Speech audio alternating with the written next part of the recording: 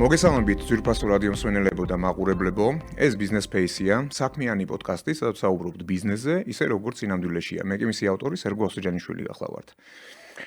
დღეს ვისაუბრებთ თემაზე, რომელიც თანამედროვე ბიზნესისთვის უკვე ერთ-ერთი ყველაზე ისეთი მნიშვნელოვანი გამოწვევაა, ხო? დღეს ბიზნესი ესე რაღაც მარტო არ მუშაობს, ხო? ანუ ჩვენ ყველა ვარ დამოკიდებულები პარტნიორებზე. ვარ დამოკიდებული აუთსორს სერვისებზე, ტექნოლოგიებზე და მესამე მხარეზე. ამიტომ დღეს არ დგას ესეთი კითხვა, გვჭირდება თუ არა პარტნიორი, არამედ დგას მთავარი კითხვა, როგორ შევქნათ და ავაშენოთ ესეთი სწორე, უსაფრთხო და პასუხისმგებლიანი პარტნიორობა. მოკლედ დღეს ხუთშაბათია და ტრადიციულად ჩვენი ასე ვთქვათ პოდკასტის წარმომდგენი არის DPT Consulting-ი. და მინდა მივესალმო DPT Consulting-ის ასე ვთქვათ თანადამფუძნებელს და ჩვენ ასე ვთქვათ ვარსკვლავს ჯონი ჩონიაძეს, რომელიც მოგვენატრა, მოკლედ წინაპირაში არ იყო ჯონი და მინდა მივესალმო ჩვენ სტუმარს, რომელსაც მე უფრო ასე ვთქვათ დეტალურად უკვე წარადგენ ყველაფერს. ეს არის ლაშა გიორგი ჭელიძე, რომელიც არის Smart Etape-ის დირექტორი და SOCAR-ის ინფორმაციული უსაფრთხოების ხელმძღვანელი და ასევე მართვის სისტემებისა და საერთაშორისო სტანდარტების კონსულტანტი. მოგესალმებით. გამარჯობა.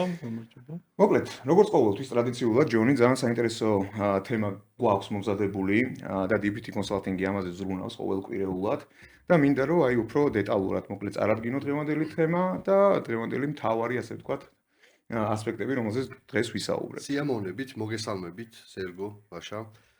მივესალმებ მსმენელს, მაყურებელს. რითი დავიწყო და რითი უნდა დავიწყო და უსაფრთხოებით, რა თქმა უნდა, იმიტომ რომ როგორც მე და ჩემი კომპანია ზრუნავს პერსონალურ მონაცემთა დაცვაზე, რომლის ერთ-ერთი და ძირითადი შემადგენელი ნაწილი არის მონაცემთა უსაფრთხოება.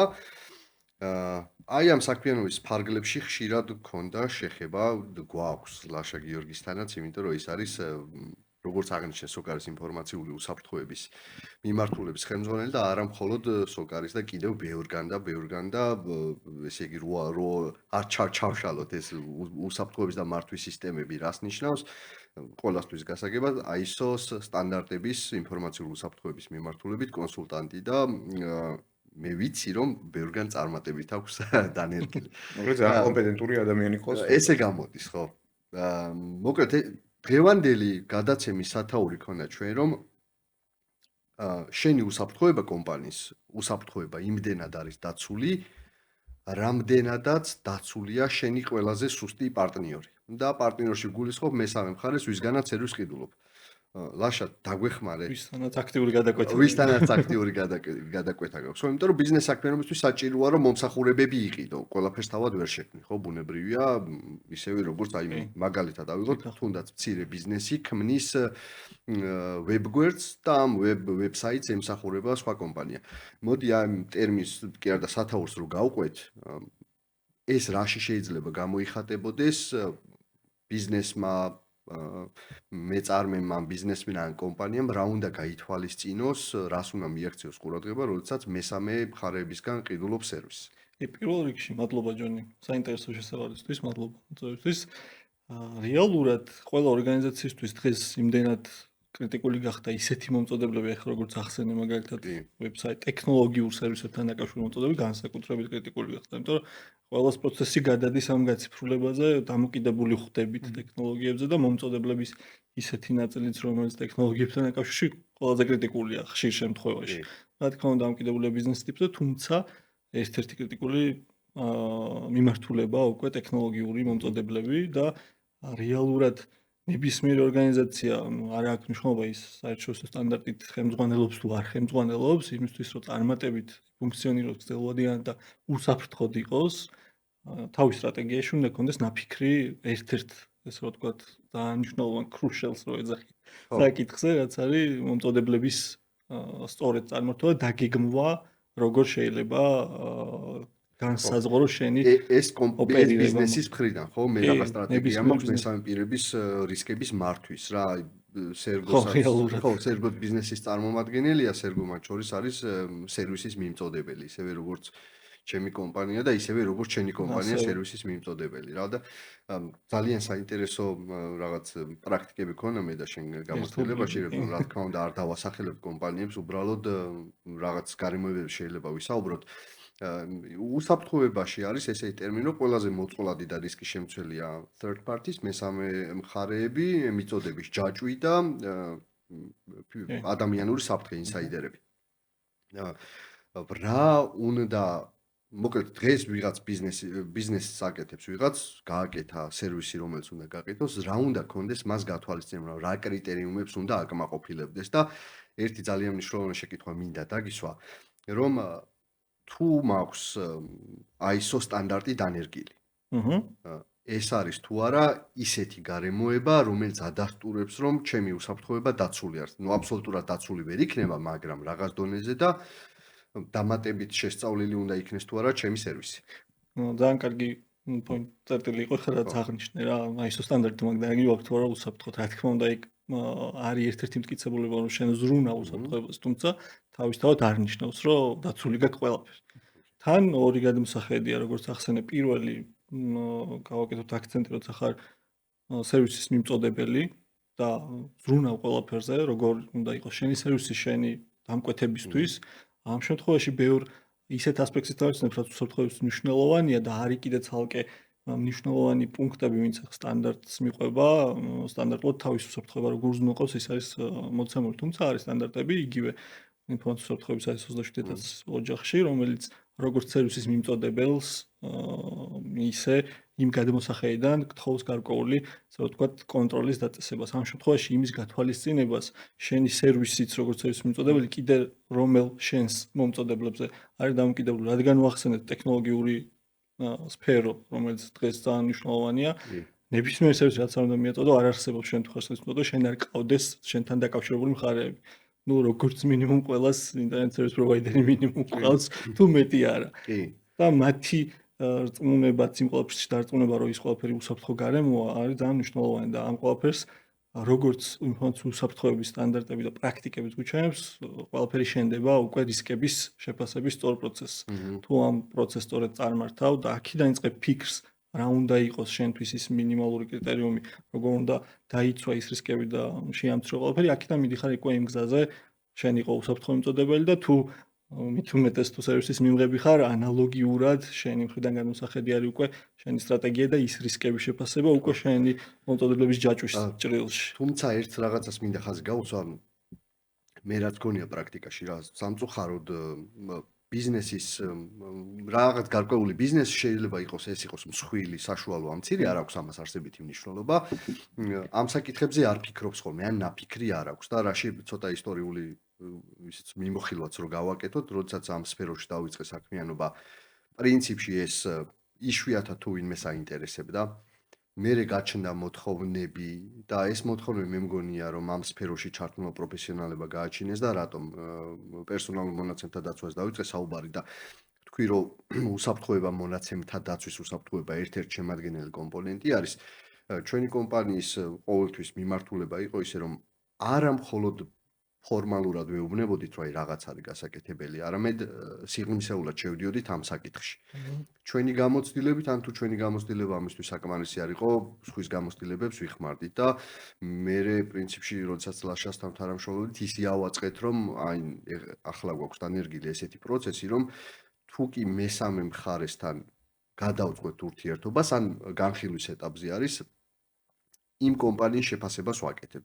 ეს შეფასება საწყის ეტაპზე გარკვეული ინფორმაციის გამოთხოვით შემოიფარგლება და მე ვთხოვთ რაღაც მტკიცებულებების წარმოდგენას და მე ვთხოვთ თუ კი რამე სპეციფიური არის ჩვენი მოთხოვნა გასათვალისწინებელი იმ მოთხოვნის გათვალისწინებას და თუ გახსოვს ესეთი შემთხვევა ქონდა, როდესაც ერთ-ერთი კომპანია გვეუბნებოდა, რომ მე ჩემი სერვისი მაქვს დანერგილი კრიტიკული ინფრასტრუქტურის სუბიექტებში, კრიტიკული ინფორმაციული ინფრასტრუქტურის სუბიექტებში და რადგან იქ დავნერგე, ესე იგი უსაფრთხო ვარ და უნდა მიიღო ის, რასაც გეუბნები. არა და რეალურად რო ვამოწევდით, მინიმალური გარანტიებიც კი არ ქონდა მას გათვალისწინებული. ხშირად ხდება სამწუხაროდ. ხო.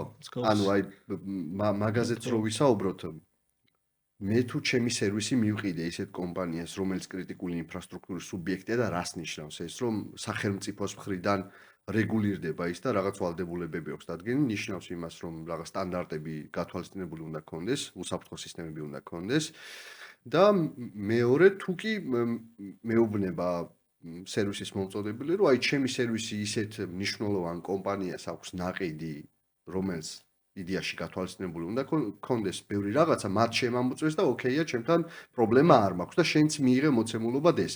ანუ აი შენი შეფასება რო გითხრა ადრე როგორ იყო ამ ნაწილში და შეიცვალა თუ არა რამე? მიდგომები კი, ანუ რეალურად რაც აღნიშნე, ცალსახად ყველასთვის ინდივიდუალურია, ვერ იქნება ერთი მაგალითი ყველასთვის.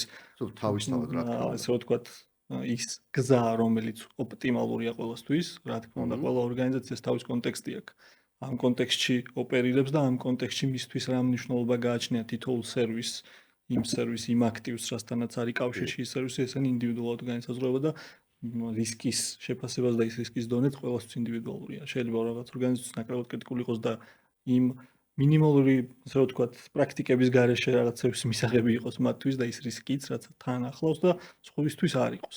რაც შეეხება ისტორიულად, რომ შევხედოთ, კარგად ახსენე, რომ ადრე საერთოდ არ აქცევდნენ ყურადღებას და ბოლო პერიოდში, ბოლო წლებია, რა თქმა უნდა, უფრო აქტიურად მიმდინარეობს სამხარებთან ურთიერთობის პროცესის დალაგება ქართულ რეალობაში რა. ამაზე რა თქმა უნდა გავლენა იქონია, მაგრამ საკანონმდებლო მოთხოვნები უფრო აქტიურად წამოვიდა წინ, მოთხოვნა აღსრულების ნაწილით შედარებით, ასე ვთქვათ, გააქტიურდა და პლუს ის, რომ ბოლო წლებში საკმაოდ აქტიური და პოპულარული გახდა ISO სტანდარტების სერტიფიცირება, იმისთვის რომ ორგანიზაციებმა უსაფრთხოება დაადასტურა. ამ ყველაფერმა შეცვალა ეს სურათი რეალურად თვით, ასე ვთქვათ, ამ ორგანიზაციებში უკვე გააზარდა ის ცნობიერება, რომ რას ნიშნავს შენ მომწოდებელზე დამოკიდებულება და როგორ უნდა წარმართო პროცესი.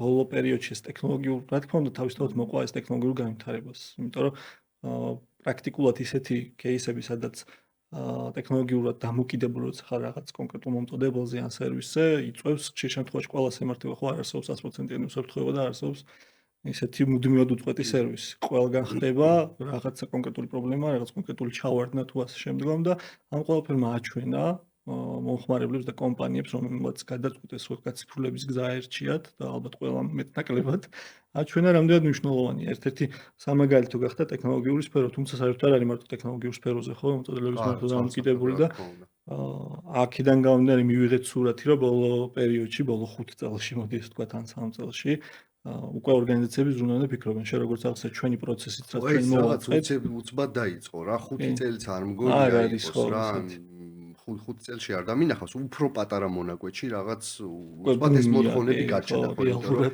შენ რო სერვის ყიდულობ და ეუბნები სერვისის მომწოდებელს, რომ აბა მითხარი რა უსაფრთხოება გაქვს, მე რო უყიდულობ, მე ვეუბნები, აბა მითხარი რა სტანდარტები გაქვს, შენ როგორც სერვისის მიმწოდებელს სამა რომ მოგთხოვა უკვე მითხარი რა უსაფრთხოება გაქვს, მე ზრუნავ იმაზე, რომ ეხა კიდევ ერთი კომპანია, სადაც ერთად ვართ, ესეთი რაღაც გავაკეთეთ, რომ რადგან მუდმივად ყიდის ის თავის სერვისს, თქვით, რომ მოდი რაღაც ისეთი პაკეტი შევქმნათ, განვაახლოთ, ვიზრუნოთ მუდმივად ეს პროცესი წავიყვანოთ, რომ სულ გქონდეს up to date განახლებული დოკუმენტაცია, რომლითაც ჩვენს კლიენტს დაუდასტურებთ იმას, რომ ჩემი სისტემა უსაფრთხოა როგორც ტექნიკურად, ასევე სამართლებრივად.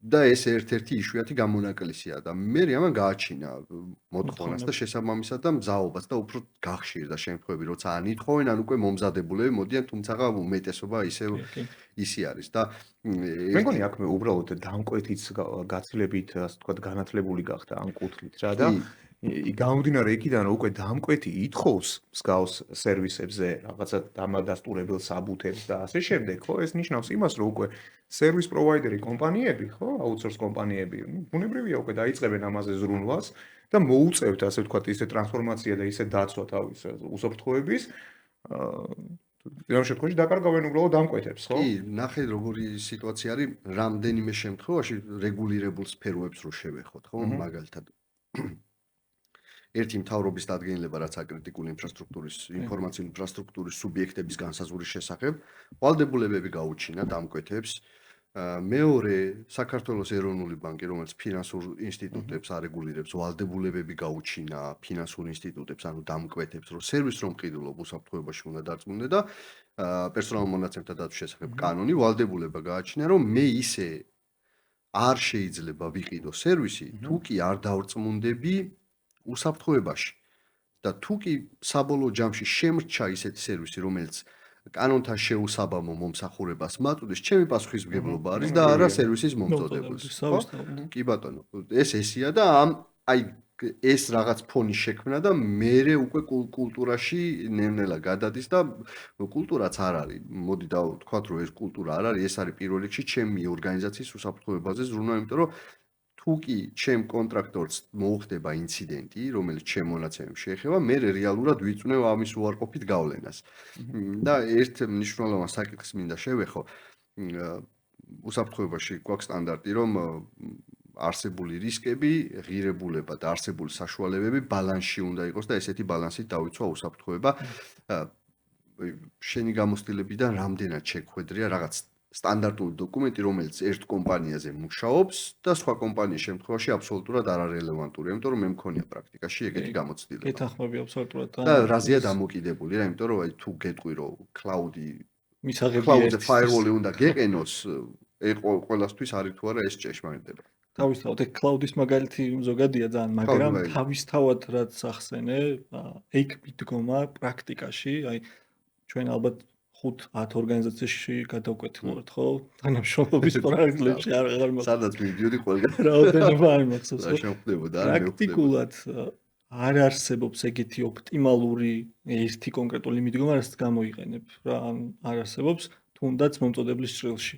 რა ვთქვათ, უბრალოდ უსაფრთხოებაზე, ხო? ყველას აქვს კონკრეტული მიდგომა. არის რა თქმა უნდა სეგმენტი ორგანიზაციების, რომელიც კიდევ უფრო მკაცრად რეგულირებულია საქართველოში, არა მარტო თქვათ კრიტიკული სუბიექტი, არამედ კიდე დამატებით სეგმენტის რეგულატორი გააჩნია, მათთვის არსებობს რაღაც გარემო, სადაც ოპერირებენ და იქ ხდება დაშვება იმის, რომ რაღაც ერთი და იგივე კონტექსტი აქვს, გარემოც მეტნაკლებად შემოფარგლულია, ჩემს შემთხვევაში ეს არის ეგ მაგალითები, ენერგოსექტორში და იქ შესაძლებელია იყოს რაღაც კონკრეტული სისტემები და მომწოდებლები, რომელიც იცი რომ შენ ბიზნესში მისაღებია იმ კონკრეტული მოცემულობით.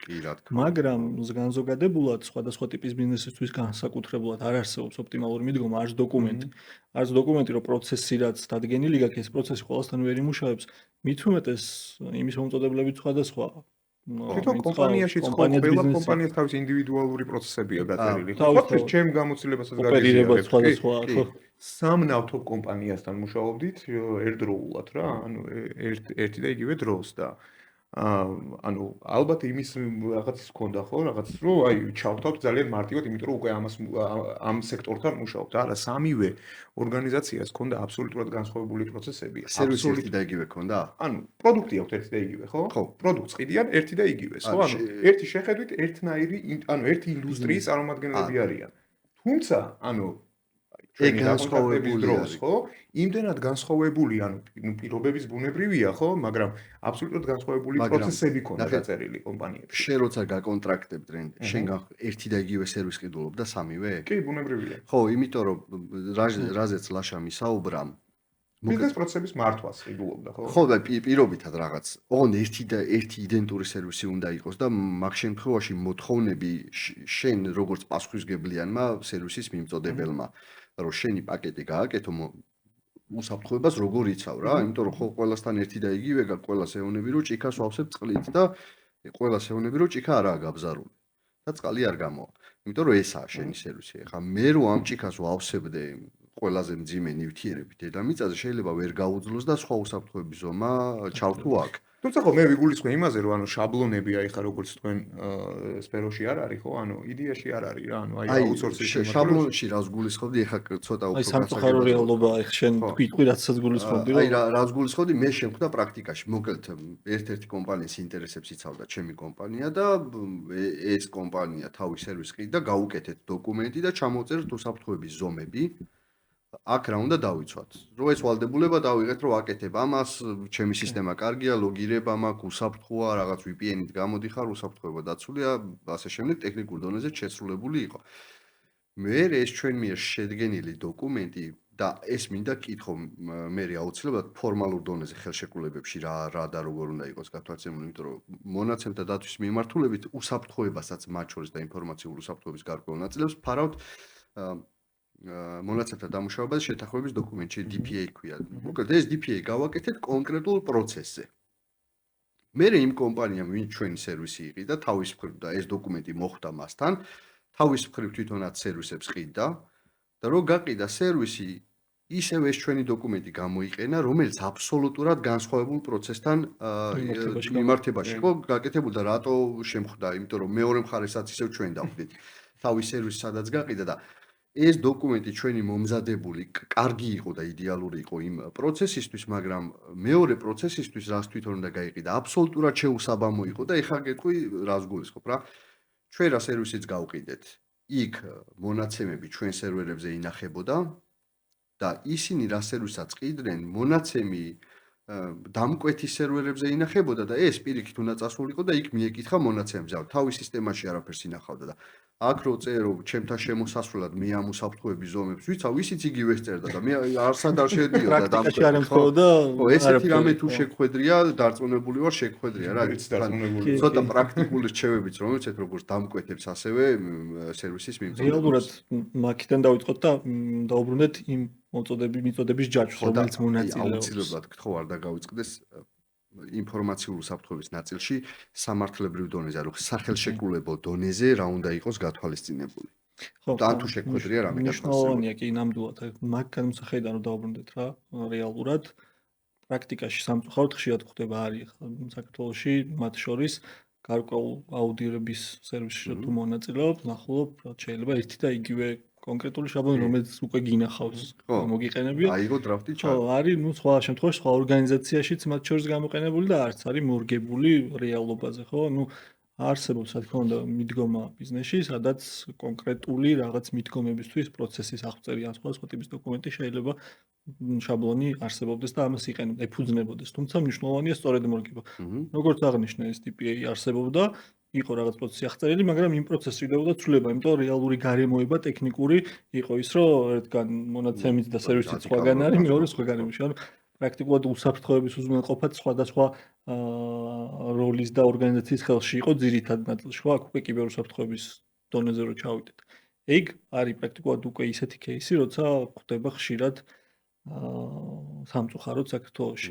მათ შორის ხე ინფორმაციის უსაფრთხოების განმსახედან სახელშეკრულებო ვალდებულებებში, ხო, რაც გაგვიკეთებია ჩვენც სახელშეკრულებო ვალდებულებებში გარდა იმისა, რომ ითვალისწინებ ერთმანეთის მიმართ რა პასუხისმგებლობები უნდა იყოს გაწერილი, სამი ტიპის პასუხისმგებლობა, როგორც სერვისის მიმწოდებლის, როგორც სერვისის მიმღების და ერთმანეთს შორის საზიარო შეერთ პასუხისმგებლობები, რაც არსებობს. სამივე ტიპის პასუხისმგებლობა თალსახად უნდა გაიწეროს მე როგორც მომწოდებელი, რა დონეზე ვარ პასუხისმგებელი, რაზე მაქვს შეხება და რომელ გარემოში ოპერირებ. მე მხოლოდ პროფესიულ სერვისს გაწვდი თუ ტექნიკურ სერვისსაც ხელსაწყოს თუ ამ შემდგომ. მაგის მიღმა უკვე თავისთავად ინფორმაციის უსაფრთხოება ისაც ითხოვს კონკრეტული იმ პირობების დეტალურად აღწერას, რა შემთხვევაში, როგორი რეაგირება უნდა მოხდეს, როგორ უზრუნველყოფ. მოდი დავუბრუნდეთ იმ საფუძვლებს, სამი ძირითადი ასპექტი გვაქვს, ხო, კონფიდენციალურობა, ხელმისაწვდომობა. ამ სამივეს ჭრილში შენ აუცილებლად გჭირდება ხელშეკრულებაში კონდეს გათვალისწინებული ის პუნქტები მომსახურების პირობებში, როგორ უზრუნველყოფ სერვისის მიმწოდებელი ამ ყველაფერს.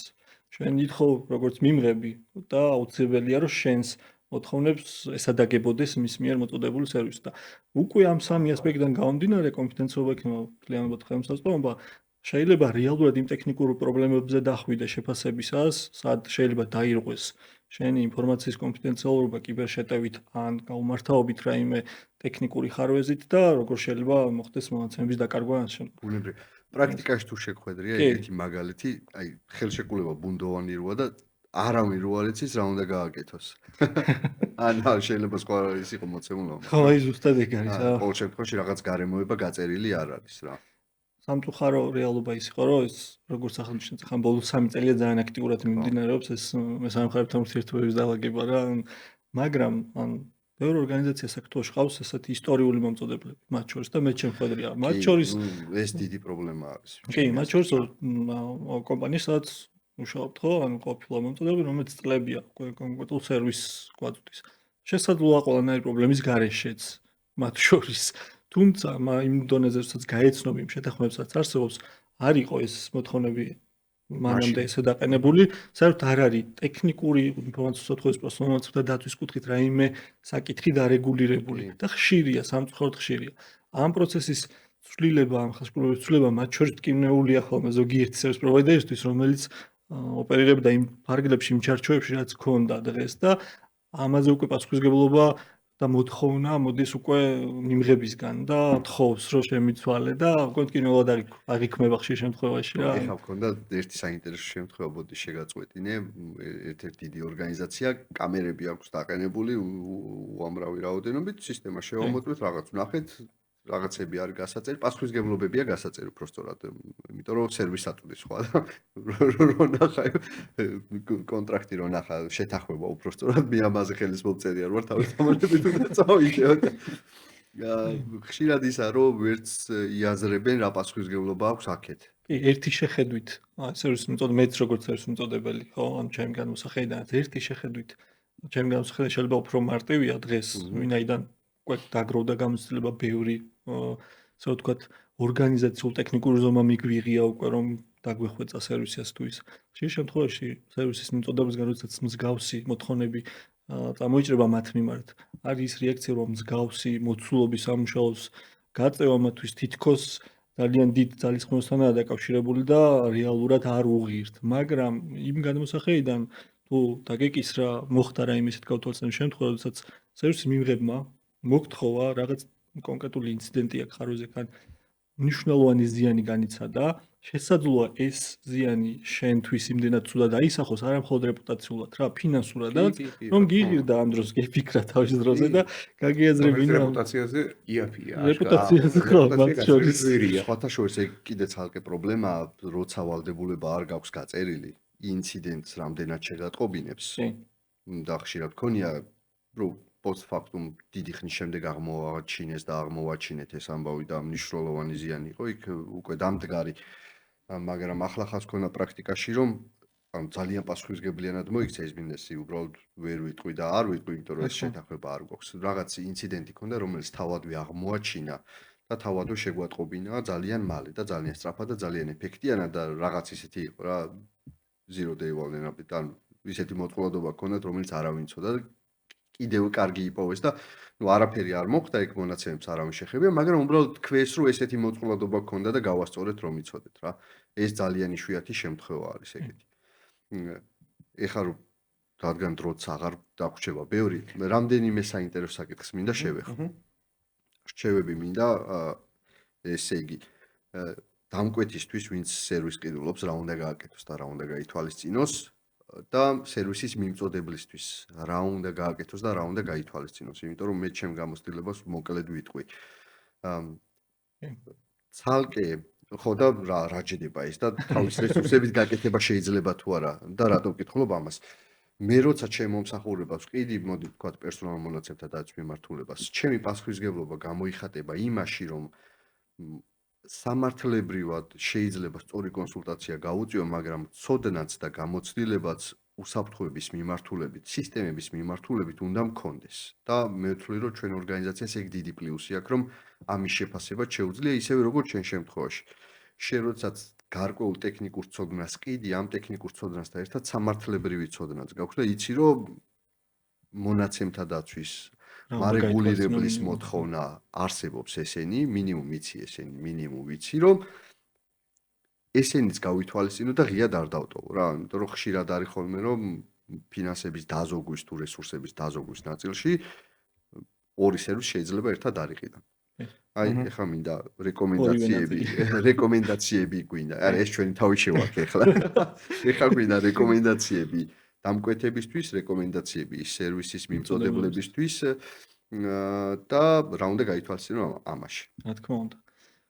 პრაქტიკული. და ღირებული. მე ისეთ საინტერესო კითხვა და აი, ორივესთვის, როგორც მიმღებისთვის, ისე მიმწოდებლებისთვის რაღაც კონკრეტული ღირებულება იქმნება კონკრეტული გზით, რაც აუცილებელი. რა თქმა უნდა, დეტალებს ძალიან დიდი მნიშვნელობა აქვს კონკრეტულ კონტექსტში, კონკრეტულ ორგანიზაციას, თუმცა ყველასთვის არსებობს, რატო არსებობს ეს საერთაშორისო მიდგომები მართვის სტანდარტები. მართვის სისტემები და სტანდარტები, რომ არის რაღაც baseline-ი, რაც ის მინიმალური მიდგომა, ჩარჩო, რაშიც შენ მოგცემ საშუალებას, რომ მეტად უსაფრთხოდ იგზნო თავი.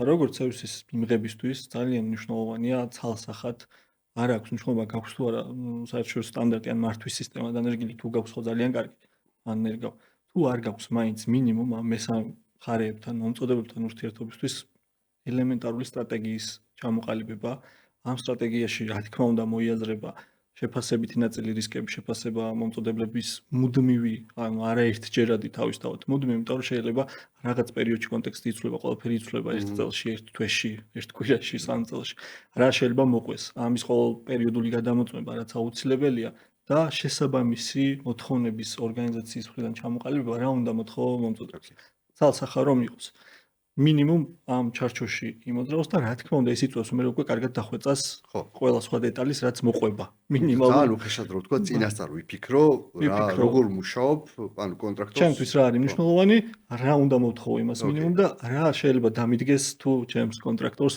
რამე დაემართა ნებისმიერ ტიპის პრობლემიდან გამომდინარე. კაი, კონტრაქტორმა რა უნდა გააკეთოს? ხო, ეხა კონტრაქტორმა როგორი სტრატეგია იმასაც ადგება.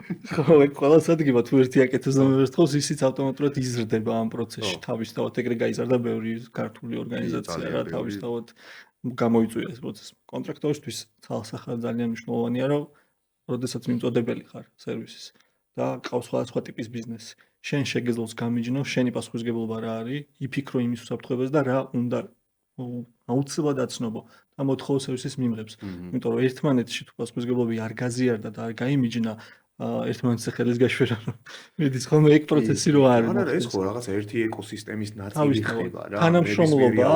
თანამშრომლობა რეალურად ორ ორგანიზაციას შორის, რომელიც წეღარაც ახსენეთ, საბოლოოდ ქმნის იმ ღირებულებას, რომელიც ერთისთვისაც მნიშვნელოვანია და მეორესთვისაც ნებისმიერ ბიზნესისთვის არის ძალიან მნიშვნელოვანი. მომხმარებლისთვისაც. კი, მომხმარებლისთვის, რომ კონკრეტული ღირებულება შეიქმნას ეფექტურად და ამან არ გამოიწვიოს თან ბევრი პრობლემა, დანაკარგი დანახარჯი. ეს დაგეგმვა რეალურად ორივე ტიპის ორგანიზაცია შეუმცირებს გაუთვალისწინებელ ხარჯებს, ხო? რატო არის მართვის სისტემები პოპულარული და აპრობირებული მსოფლიოში. გრძელვადიან პერიოდში შენ იმცირებ დანახარჯებს და ხდები უფრო სტაბილური. ლაშა, რომელი უფრო სწორი სტრატეგიაა? დასაწყისიდან ვიფიქრო უსაფრთხოებაზე, თუ სერვისს ვყიდი ან ვყიდულობ, როცა კომპანია შევქმენი ან სერვისი შევქმენი, იქიდან ვიფიქრო უსაფრთხოებაზე, თუ მოდი პროდაქშენში გავუშვებ რაღაც შემოსავალს, ვნახავ, ჯერ დავაკვირდები და მერე ვიზრუნებ უსაფრთხოებაზე. რატო აქ პასუხი მაგაში პირდაპირ GDPR-ს რაც ქონდა ცნობილი by design საწყის ეტაპზე ნებისმიერ ამის საწყის ეტაპზე ყველაზე ეფექტურია თეორიულად კი არის რომ აი დიზაინში და პროდუქტში მე უნდა მქონდეს privacy და უსაფრთხოება. აი პრაქტიკაში რა ღირებულება მაქვს ამისთვის რა ანუ ფულს რაში ვხარჯავ. როგორ ხდება პრაქტიკაში? აი პირველი მაგალითი რაც ახსენე, ვებსაიტია თუ რაიმე სისტემის შექმნა და ხარ სერვის პროვაიდერი და ქმნი რაღაც გადაწყვეტილებას, ხო, რომელიც და გამოიყენოს ბევრმა ორგანიზაციამ და თავისთავად შესაძლებელია რაღაც მიდგომა გამოიყენო, ნაკლები რესურსი დახარჯო და შეძლო გახმიდე უკვე სამიზნე აუდიტორიაზე, ხო? ამ ეტაპში თუ გაითვალისწინებ ხარჯებს, ჩადებ ისეთ მიდგომებს და დაგეგმავ ყველაფერს მომავალში აი მაგალითი ვთქვათ რაიმე კონკრეტული სისტემის რა, გაკ სისტემა, რომელიც კონკრეტულ ერთ ტექსტზე იყო დაფუძნებული რაღაც ტიპის მონაცემთა ბაზებზე, რომელიღაც ენაზე იწერებოდა, ამ ენაზე რაც იწერებოდა და რა ბაზებსაც იყენებდი, რა სერვისებს აწყობდი და მომხმარებლის ინტერფეისს როგორ ქმნიდი, არის დამოკიდებული რა თქმა უნდა მომავალი განვითარება. ყველაფერს აქ ყველა ტექნოლოგიას აქ რაღაც ზღვარი, ყველა ტექნოლოგიას აქ რაღაცა სისუსტე და პლუს ეს არის ზუსტად იმ რისკების შეფასების ერთ-ერთი მეთოდი, როცა აფასებ, რამდენად შეიძლება შენ გაიზარდო და აკმაყოფილოს სხვის მოთხოვნები მარტივად, როცა სერვისის მიმწოდებელი ხარ. და თავიდანვე უზრუნველყო უსაფრთხოების მინიმალური ნორმები. შექმნა ისეთი გარემო, როდესაც სტომები მინიმუმ ან სტომების პრივილეგიების მართვა ხდება, სტომების მარტივად რეგულირება, კიბერუსაფრთხოების ნორმების დაცვა. თავიდან თუ შეძლებ და შექმნი პროდუქტს და გაყიდი ისე რომ არ გაქვს შეგ გათვალისწინებული, აუცილებლად იქნება მომთხოვნი ვინმე იმიღები სერვისის, რომელიც შენ შეგაფასებ და მოგთხოვს რომ ამ სერვისს ესე ვერ ვიყიდი და შენ მოგიწევს რაღაც ეტაპზე უკვე იფიქრო იმაზე და ყოველთვის შექმნილი რაღაც ღირებულების პროდუქტის გადაკეთება, გადაწერა ყოველთვის პრობლემაა. ყოველთვის მეტ ხარჯს იწვევს, როცა უბრუნდები უკვე დახარჯული ენერგია გაქვს, დახარჯული გაქვს წელი, და შეიძლება ის დეველოპერი ვეღარც იპოვო. შეიძლება ვეღარც იპოვო ადამიანი, ხო, ვიღაც ეგ ძალიან ხშირი შესაძლოა კარგად არ გაიაზრო რომელ ტექნოლოგიას იყენებ, რა სტრატეგიას იყენებ და ეს ტექნოლოგია ამ დროს შესაძლოა მოიძიო ინფორმაციას ვენდორებთან ან იყო ისეთ რაღაც ღია კოდის open source გადაწყვეტილებას დაფუძნებული, რომელიც აღარ იყოს ხარდაჭერილი უახლოეს 1-2 წელიწადში. წინასწარ გაითვალისწინებ, ვიფიქრებ, რომ ამაზე არ დაგაკონცენტრირე და მე უფრო დიდი რეორგანიზაცია არ დაგჭირდეს ყველაფერში. ამიტომ ცალსახა ორგანიზაციებს იმ ეტაპზე სანამ შეძლებენ და გავლენ რეალურ სერვისების მიწოდებაზე, უნდა კონდეთ გათვალისწინებული. მესმის, რომ იმ ტექნოლოგიურ ბუმამდე ნაკლები იყო ეს მიდგომა, დღეს ყველა ითვალისწინებს, ყველა ჩვენც, ყველანი ფიქრობთ დღეს უკვე მაგაზე. შეიძლება დღეს რაღაც გვაქვს იმას ვარგებთ, რაც არ გვაქვს და ვქნით, იქ უკვე ვითვალისწინებთ ყველანი მინიმუმ შექმნის ეტაპზე იმ კონკრეტული საკითხების, რაც იგივე საფრთხეებს შეგიმცირებს რა. აი დღეს ძალიან პოპულარული გახდა საფრთხეების threat intelligence ქართულად და თუნდაც ითარგმნება რა, დაძერვის სერვისი რა. იმდენ უცხოურ სიტყვას ვიყენებთ, მაგრამ ამ სფეროში სამწუხაროდ შეუძლია. არ არის შესაბამისი სიტყვები კი. მეგობრებო, ერთი შეიძლება ესეთი პრაქტიკული კითხვა დაგისვათ რა. ეხლა აი თქვენ პრინციპში ორივე მხარე წარმოადგენთ ისეთ რგოლებს, რომელიც ზუსტად ამ უსაფრთხოების მონაცემთა დაცვის თემებში ეხმარებით ორგანიზაციებს რა. და ჩვენ ეხლა დღეს აი რასაც ეხლა ვისმენთ, საუბრობთ ტექნოლოგიურ უსაფრთხოებაზე. მეტად. ხო? სამართლებრივი და ტექნოლოგიური. თუმცა მე მინდა ეხლა გადავიდე მეორე მხარეზე, ხო? ანუ ორგანიზაციას მარტო ტექნოლოგია არ აქვს, ხო? აქვს ადამიანები. ხშირ შემთხვევაში დღეს განსაკუთრებით აი პანდემიის შემდეგ პერიოდში, ხო? ანუ ძალიან ბევრი ორგანიზაცია გადავიდა რემოუტზე. ანუ თანამშრომლები ყავს რემოუტზე. ანუ სახლიდან მუშაობენ. ფაქტიურად ყველა იმ წვდომის გათვალისწინებით, რაც უნდა ქონოდა ოფისში. ამ შემთხვევაში როგორ შეგვიძლია ეს რისკები შევაფასოთ, ხო? იმიტომ რომ ტექნოლოგიას შევაფასებთ, დავტრეკავთ, ვნახავთ, როდის რა მოხდა და ასე შემდეგ და როდესაც საუბრობთ ადამიანზე და ადამიანურ რესურსზე, ხო, რომელიც ფლობს ამ ინფორმაციას და მით უმეტეს თან აქვს ეს ლეპტოპის თან აქვს. ხო, უფრო იტყვი კონტროლებზე რა და წეღან ვახსენე რომ ინსაიდერი ანუ თანამშრომელი არის ყველაზე დიდი საფრთხე. და ყველა საფრთხეს განსხვავებული კონტროლებით განსაკუთრებით წასული და გაბრაზებული, ხო? ხო, სხვათა შორის ტექნიკური წასული და გაბრაზებული და აი რა კონტროლებს ვიყენებთ და ხო, აი როგორ გამოიყენო ლაშა იტყვისა. იმიტომ რომ რატომ საშუალო და მცირე ბიზნესი, ხო, ახლა ესე უსაფრთხოება ტექნოლოგიურად ბუნებრივია დაცული არ აქვს და ძალიან ბევრი, ასე ვთქვათ, ძალიან დიდი კონცენტრაცია მოდის თუნდაც იმ ადამიანებზე, რომლებიც მუშაობენ. აი მცირე ბიზნესებზე მაქვს საუბარი, ხო და ახლა ამ ადამიანებმა როგორ დაიცვან თავი? ხო, ძალიან საინტერესოა, მათ შორის ხა როგორც ახსენეთ ადამიანურ ფაქტორზე. ჯონი მახსენა, ადამიანი არის ინფორმაციულ კიბერუსაფრთხოებაშიც პირველი ხაზი უსაფრთხოების რა, ან პირველი ხაზია, ის არის მთავარი ნაწილი, ეს ხო, საიდან შესაძლოა გლობალური მნიშვნელოვანი საფრთხე დადგეს, ან მან შეიძლება ყველაზე კარგად დაიცვას ის, რასაც შეიძლება ტექნოლოგიები ვერ გამკლავდნენ. და ცნობიერებაზეა ეგ ძალიან დიდად. მანდ მივდივართ პირველი, ხო, ცნობიერებაზე მივდივართ პირველი.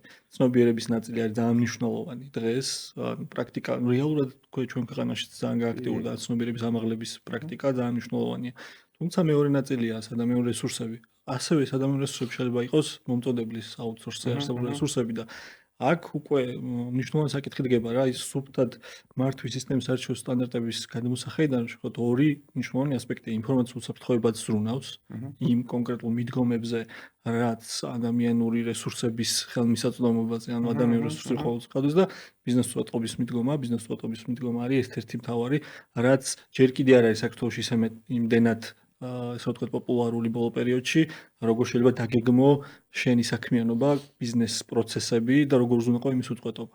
აქ უკვე ზუსტად ის მიდგომა, ანუ ერთი ინფორმაციის უსაფრთხოებისთვის ცნობიერება არის მთავარი ნაწილი, თუ ყავს შენ ადამიანი და გინდა რომ ამ ადამიანებად ზუსტად ისე შეძლონ მუშაობა, რომ ნაკლები საფრთხე დაგემუქროს, შენ პროცესს ერთი და ხო, ბოლომდე დაზღვევა ასპექტები არ არსებობს, მაგრამ აი ხა შენ აქ ინტერნეტის ჩართვის დროს, ხო? ანუ გამოიყენე შენივე ინტერნეტი, ხო? პერსონალური ინტერნეტი. გასაგებია პროფესიიდან გამომდინარე, თუმცა ადამიანები სახლიდან რომ მუშაობენ, ხო? ბუნებრივია ზიან თავის სახლის ინტერნეტზე, ხო?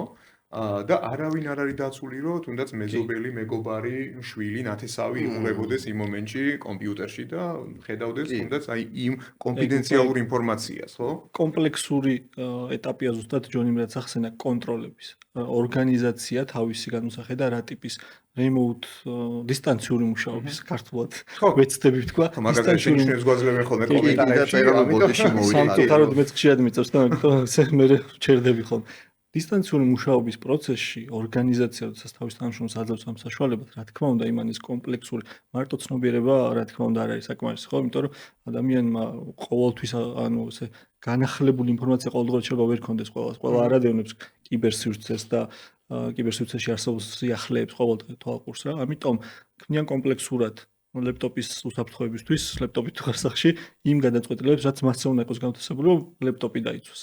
ამას შეუძლია, რა თქმა უნდა, ეს სახში არსებული Wi-Fi გამოიყენო დაუშვა თუ არა. ან ამ დროს სხვა დამატებითი მოთხოვნები ხშირად არის. ის Wi-Fi არ არის დაცული. ავტომატურად ხო VPN-ის ავტომატური გააქტიურება ეს არის ის ხელსაწყო, რომელიც ავტომატურად დაშიფრული არხით გიშვებს შენს კორპორატიულ სივრცეში თუ რაიმე უკაბელო ქსელს Wi-Fi-ს გამოიყენებ.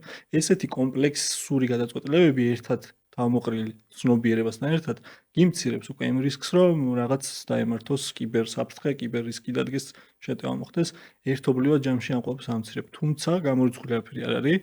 არის კონკრეტულად კიდე მიდგომები, როდესაც შეიძლება თვითონ ადამიანი, რომელიც ჩვენთვის კრიტიკულია, ქონია ეგეთი მაგალითები, ჩვენც ქონია მათ შორის, თუ ის ადამიანი ფიზიკურად შეიძლება ცუდად გახდა, არ არის ხელმისაწვდომი, ამ დროს შეიძლება რაღაც გაგიჩერდეს. არის ორგანიზაციებში სამწუხაროდ ყველგან არ მარტო საქართველოში, მე მინახავს მათ შორის ევროპულ ერთ-ორ ქვეყანაში, როცა არის ესეთი მნიშვნელოვანი key person-ები, რომელზეც ბევრი რამე დგას მით უმეტეს და თუ ის არ არის, შეიძლება რაღაც ვერ გააკეთო. აქ უკვე შემოდის ის ნაწილი, როდესაც ორგანიზაციამ უნდა იფიქროს თუმცა ესეთი ბიზნეს ადამიანი ძირითადად ალბათ უფრო მინიმუმ რაღაც შუარგოლის მენეჯერია. მე აქ საუბარი მაქვს აი ჩვეულები, კი, აი რიგით თანამშრომელზე აი შევეცდები პასუხი გაგცეთ რა. მოდი ავიღოთ რომ ეს რიგითი თანამშრომელი არის ჩემი ორი მიმართულება, ან სერვისის მიმწოდებლის თანამშრომელია და დამკვეთისთვის რამდენად მნიშვნელოვანია ეს და თვითონ ორგანიზაციისთვის, ხო? ტექნიკური კონტროლები არის, რასაც ლაშა ამბობს, რომ VPN-ი გაუაქტიურე, რაღაც screen lock-ი ავტომატურია, პაროლი აქვს, რაღაც კატასტროფული და ნერვები შეიძლება შეყვანის დროს და ამას ხშირად უცვლი, ხო, აი პაროლის ძალიან ხშირად. მაინც არ არის შენთვის არ იყოს 100%. ეგ 100%-იანი არ არის. ეხლა მე რას დავნერგავდი და რა პრაქტიკულ რჩევას მივცემდი ჩვენს ფენელს და მაყურებელს. მე როდესაც ვყიდულობ სერვისს სერვისის მომწოდებელს აუცილებლად დავავალდებულებ შემდეგ რაღაცას, რომ წარმოადგინოს მტკიცებულება, რომ მის თანამშრომლებს ეკისრებათ კონფიდენციალურობის დაცვის ვალდებულება და ის თუ ამას დაარღვევს, ჩემ წინაშე პასუხისმგებელი არის სერვისის მომწოდებელი და არა თანამშრომელი. და ამისთვის რას ვაკეთებ, ხო? სერვისზე ხო მტკიცებულებას, რომ ნებისმიერი მოქმედება, რაც პროდუქტში და სერვისში განხორციელდება, იყოს მიკვლევადი, ანუ რაღაც თუ მოხდება, გამოვიკვლიო და გავიგო რა მოხდა. ერთი ეს და პასუხისმგებლობას აგებს ჩემ წინაშე და ჩემ წინაშეა პასუხისმგებელი კომპანია და არა ფიზიკური პირი და მე ეს თვითონ გაინაწილონ ეს როლები და მეორე მნიშვნელოვანი უსაფრთხოების აი ტექნიკური კონტროლი, რასაც ვთხოვთ ხოლმე, არის ის, რომ არც ერთ თანამშრომელს არ უნდა კონდეს მოწყობილობა, რომელიც არ იქნება ორგანიზაციის კონტროლის ქვეშ. ანუ ორგანიზაციას უნდა შეეძლოს იმ მოწყობილობაში, რა თქმა უნდა, სამართლებრივად, თუმცა ჩარევა დალოქვა, განბლოკვა და ასე შემდეგ. ანუ მის კონტროლს უნდა ექვემდებარება. სამწუხაროდ გვაქვს ეგ შემთხვევები, როდესაც ჩვენ ერთობლივად მე და ჯონი მომწოდებლებს ხვდებით და განვიხილავთ ამ გარემოებებს, ეხლა რაც ახსენე ზუსტად და მათ უკვირთ, რომ მე თქვენ სერვისს გაწვდით რაღაც კონკრეტულ ფარგლებში, ჩემს თანამშრომელს თქვენს ინფორმაციაზე პირდაპირ დაშვება არ აქვს. მიუხედავად იმისა, რომ მას ინფორმაცია დაშვება არ აქვს, ამ სერვისის მიმწოდებაში მონაწილეობს იმ კონკრეტულად გადაწყვეტილების შექმნაში ან რაღაც მოსახლეობის გაწევაში და ჩვენ ამ კონკრეტული შეფასების დროს ვთხოვთ, რომ გაგვირკვიოს და ვთხოვთ, რომ გქონდეს იგივე ლეპტოპი ორგანიზაციის კონტროლის ქვეშ. მასზე დაყენებული რაღაც კონკრეტული უსაფრთხოების, კიბერუსაფრთხოების ხელსაწყოები. მათთვის ხშირად არ არის ეს ესეთი მისაღები და უსიამოვნო კითხვაა ხოლმე, ან წამოჭრილი საკითხი. ეგ აქ ზუსტად იმ ეტაპზე მივდივართ, რომ ეს ყველაფერი თუ არსებობს, რა თქმა უნდა, არც ერთ ხელსაწყო არ არის. მას ხშირად ვცხოვრ ხოლმე, ხა 100%-იანი უსაფრთხოების, თუმცა ის ხელშეკრულების ვალდებულება ენდის გაუთქმელობის შესახებ. ხელშეკრულება ეს ყველაფერი ფსიქოლოგიურად უქმნის იმ თანამშრომელს იმ შეგრძნებას უკვე და ქვეცნობიერში აქ რომ ეს ინფორმაცია შემთხვევით სადღაც არ უნდა აიღოს თუმცა თავისთავად პრაქტიკაში როგორ უკვე მუშაობს, ცნობიერში თავარია, და იგივე. რეალურად სხვათა შორის მუშაობს. მე იცი რა მაგ არის? ერთი მაგალითი ძალიან კარგი ხო, მაგის. და თქვი და მე გუგლში ერთ კონკრეტულ ხელსაწყოზე, ერთ-ერთ ორგანიზაციაში საკმაოდ ისეთ მოზრდილში, როდესაც დღეს პოპულარულია და ვიყენებთ ხშირად ბევრ ორგანიზაციაში მონაცემთა გაჟონვისაგან დაცვის ხელსაწყო, ეგრეთ წოდებული DLP, რომელსაც სხვადასხვა კონკრეტული წესებით, სხვადასხვა ინფორმაციის დასაცავად იყენებ, რომ არ მოხდეს ისეთი პირის ხელში, რომელსაც ანუ გააგზავნე ყველაფერს ტრეკავს მაგ ხო, ან არ აგზავნე, ან უკრძალავ კონკრეტულს. ამ ხელსაწყოს რა თქმა უნდა დანერგვაში ყველასთან ანუ რეალურად ეს არის ბიზნეს პროცესი, როდესაც გადიხარ ყველა სტრუქტურულ ერთობად, ყველა საჭიროებებს გებულობ და როგორ უნდა შეაფასო, რა უნდა აკრძალო, რომ იყოს შენთვის კონფიდენციალური, ვისთან იყოს დაშვებული. ამ კონკრეტული ერთი მაგალითი იყო, რომ ამ კონკრეტული ერთი ხელსაწყოს დანერგვის პროცესში იქამდე სანამ რეალურად ეს ყველაფერი ჩაეშვება, იყო ორგანიზაციის შემთხვევა, როდესაც შეტყობინება ჰქონდათ უკვე ყველა თანამშრომელს მიღებული, რომ ჩვენ ვიწყებთ ამ კონტროლის განხორციელებას ორშაბათიდან, თუმცა არ დაწყებულა, მიუხედავად იმისა, რომ რაღაც ხარვეზე იყო და დაიწყო მოგვიანებით 2 კვირის შემდგომ, ამ 2 კვირაში თანამშრომლების მხრიდან თვითონ იყო წამოჭრილი რაღაც, რომ აი ეს უცადე და არასდროს თუ არ მოვიქეცი, როგორ უნდა გავიგო მე დამებლოკა თუ არა. იმათ უკვე ჰქონდათ ფიქრი.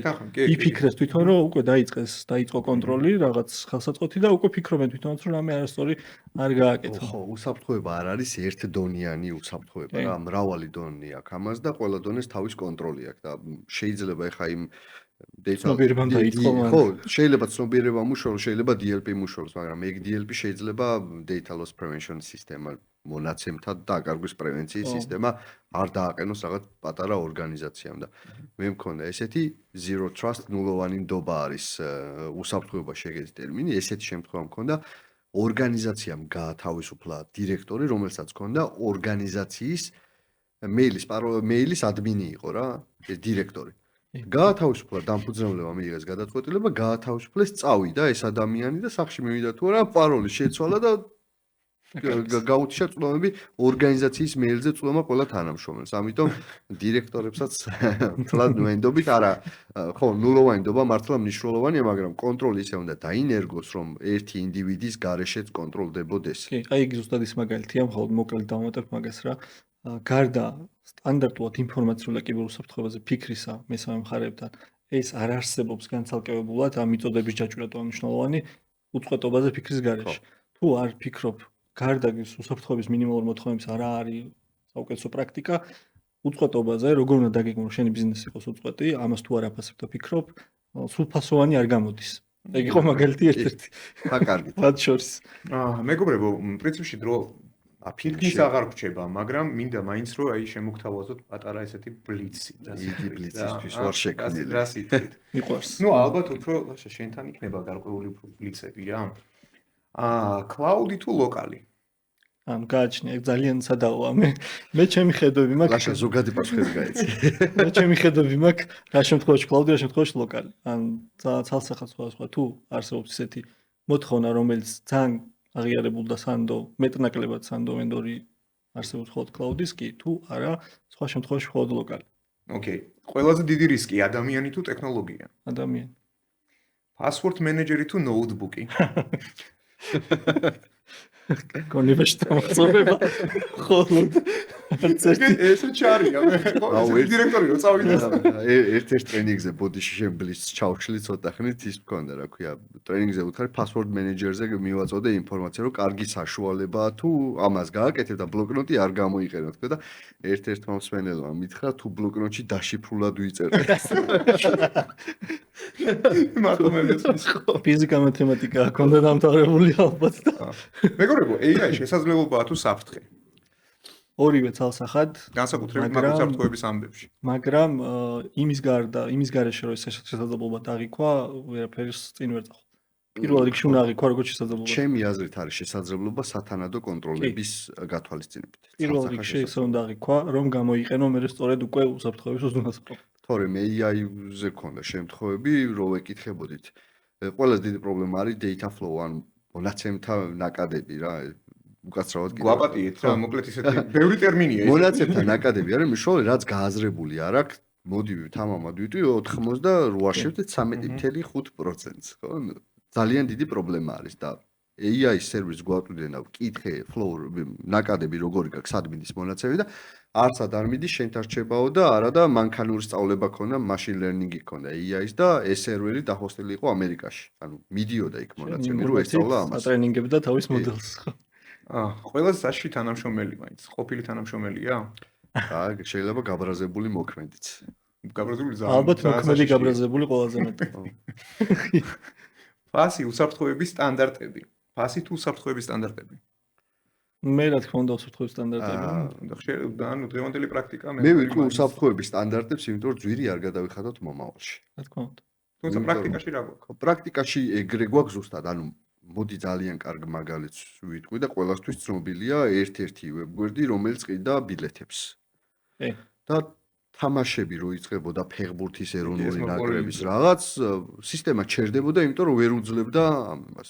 წარმოიდგინე, ის ერთადერთი იყო მონოპოლისტი იყო და ყველა ვარიანტი კიდე უნდა გეყიდა, სხვა შანსი არ ქონდა, მაგრამ მე როდესაც კონკურენტულ გარემოში ვარ და სერვისს ვყიდი და ჩემი სერვისი გაჩერდა, იმიტომ რომ მე უსაფრთხოებაზე არ ვიფიქრე, ფინანსურად ვძარალდები და არა მხოლოდ რეპუტაციულად. მეგობრებო, აი რამოდენიმე კითხვას და შეგეშვებით რა. Cloud მომავალი თუ დამატებითი რისკი? პრაქტიკულად მომავალია ვერაულით გვერდს, თუმცა ეგ არ უგულოყოფს იმას, რომ რისკია. რისკიც თავისთავად გარემო რო იცვლოდა cloud-ზე, გიწევს რაღაც კონკრეტული акцентება, რისკიც ჩნდება სხვა ტიპის. მისაღებია, AI-ს უფრო ადრე გამოიყენებენ ბიზნესი თუ ჰაკერები, თქვენია. საინტერესო. ორივე ერთნაირად, ჩემი აზრით. და მცირე ბიზნესი საინტერესოა ზოგადად, ანუ ჰაკერებისთვის? ყველა ბიზნესი დღეს არის სამიზნე აუდიტორია. მაშინ ერთი სიტყვით რა კლავს უსაფრთხოებას ყველაზე ხშირად? აი პრინციპში ორივესთან. მენეჯმენტი. ფანტასტიკური მასე. ცნობიერების ნაკლებობა. ერთ-ერთი მთავარი მენეჯმენტში. დავამატებთ პირდაპირ. ფანტასტიკური. ძალიან მინდა რომ ესეთ სერვისები იყოს ხოლმე და ხშირად შემხვდეს რა მე ყოველ შემთხვევაში სერვისს თუ კი ვყიდი სრულად ანუ თავისი შინაარსიდან გამომდინარე ეს ავტომატურად მოიცავს ტრენინგებს თანამშრომლების გადამზადებას იმიტომ რომ აი იდეალურად რომ მქონდეს ყველა კონტროლი დანერგილი იდეალური სტაფი მყავდეს მენეჯმენტში მაგარი ინფოსეკი სასწაული კიბერუსაფრთხოების მენეჯერი და თანამშრომლებს არ ქონდეთ ამ სიკეთეების სწორად გამოყენების შესახებ ინფორმაცია წყალში არის გადაყრილი ყველაფერი რა. შეიძლება ძალიან დიდი რისკის ქვეშ დავდგე მაინც. და ტრენინგები არის უნიშნულოვანი. ზოგიერებს ამაღლებს ესეთ პოდკასტები უკვე ტრენინგია. მართლა. მე ვიდათ აი სულ მაგას ვამბობ და ან კარგი ესეთ იურიდიულ ტრენინგებს დავდივარ ხოლმე ამ პოდკასტის განმავლობაში რა და რეალურად რას მივხვდით დღეს, ხო, აი საბოლოო ჯამში, რომ დღეს ძლიერი ბიზნესი ესეთი მარტო არ შენდება, ხო? ანუ აუცილებლად შენდება პარტნიორებთან, აუცილებლად მაინც ეს თავის და ყველას გვაქვს ეს დამოკიდებულება, ხო? ანუ ტექნოლოგიებზე აუთსორსზე და ასე შემდეგ. დღეს წარმოვადგენ სამივე მხარე ფაქტიურად აუთსორს ორგანიზაციებს, ხო? და თითოეულ ჩვენთაგან ძალიან კარგად გვაქვს გათვითცნობიერებული, რამხელა პასუხისმგებლობა გვაქვს აღებული მინიმუმ დამკვეთთან და შემდეგ დამკვეთის უკვე მომხმარებლებთან.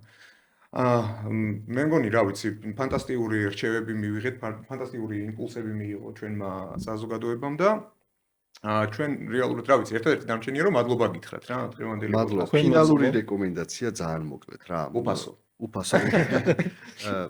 აუცილებლად გაითვალისწინეთ ორგანიზაციული უსაფრთხოების ზომები, რომ ხელშეკრულებებში პირობები სათანადოდ გაწეროთ, აუცილებლად გაითვალისწინეთ რომ ის პირობები რაც ხელშეკრულებაში გიწერიათ რეალურად სრულდებოდეს პრაქტიკაში და მესამე აუცილებლად გაითვალისწინეთ ის რომ გაკეთებადია არ არის კატასტროფა, არ არის განსაკუთრებული სირთულე, უბრალოდ უნდა ნახოთ კვალიფიციური პროფესიონალი რომელსაც პრინციპში უკვე თქვენ სექტორებზე ხედავთ. შეგიძლიათ მოვმართოთ სიამოვნებით და პასუხისმგებლიანი რა მხოლოდ კვალიფიკაცია. ზუსტად ჩვენს ნაცნობს ერთ სიტყვას დავამატებ. არ უნდა გადადონ დაწყება მინიმალური თუ უკვე ნიშნავს რომ რაღაცაზე ფიქრი დაიწყე. უნდა დაიწყო მინიმუმ ნაბიჯის გადადგმა. მაგალითი 2 თუ 3 წლის წინ თხოვდა რაღაცების გაკეთებას და არც ძალა არც არავინ თხოვდა იმ მომენტში, მაგრამ ხო, კანონ ჯერ არ იყო ეს ახალი რეგულაციები, თუმცა მაგრამ სრული ქონდა რომ კარგი სისტემები ქონოდა და ხარისხიანი მომსახურება მიეწოდებინა მისი კლიენტებისთვის, რაც საბოლოო ჯამში ისევ ჩვენ რეპუტაციაზე აისახება. სხვადასხვა ტრენინგებიც აქვთ ჩატარებული ჩვენი პერსონალისთვის. მეგობრებო, ძალიან დიდი მადლობა. მოკლედ, ანუ დღეს იყო Business Space-ი, საქმიანი პოდკასტი, სადაც ვისაუბრეთ და ზოგადად ვსაუბრობთ ბიზნესზე ისე როგორც ინამდვილეშია. მე ვარ სერგო ასოჯანიშვილი, ჯონი ჩონიაძე და ლაშა გიორგი ჭელიძე. ძალიან დიდი მადლობა მეგობრებო, უკვე დაგემშვიდობებით სამშაბათამდე. მადლობა რომ გვიყურებთ. ნახვამდის.